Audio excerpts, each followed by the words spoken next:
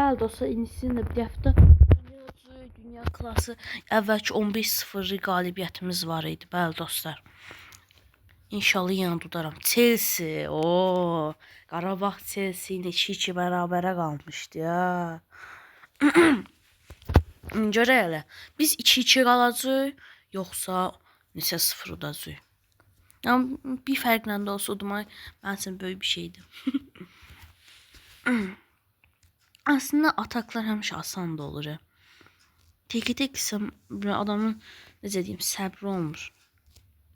Oy, 100 gendi nə alır? Bunu dağıdaram, keçərəm. Bəli dostlar, Mungic. O hadi. Oy. Mungic'e bak.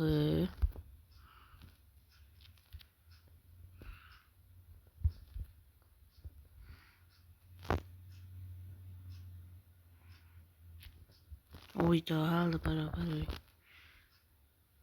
Frikik vurabilirlər ama. Bəli dostlar, müthiş fırsatda. Gol! Kim vurdu? Mungic vurdu. Mungic. Belki adını səhv deyə bilərəm, bağışla. Mungic. Mən Mungic deyəcəm valla. Bura niyə buraxsanıq? Başın işləmir sənin. Bəli dostlar, Maradona gol 3-0 əzir Chelsea'ni.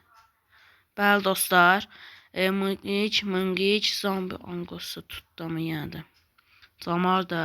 Zamarda Mungic pis vurdu. Bəli, Zamarda oy 90'a. Sağ ol Zamarda. Mungic. Deyək buna fake atayım. Eyb yoxdur, 4-0 duruyor. Bəli dostlar, Maradona atanmadı. Bəli dostlar, süremiz doldu. Bəli. 2 dənə Mungic atıb, bir dənə Maradona atıb, bir dənə Zamarda atıb. Bu da çox ağla keçdi dostlar.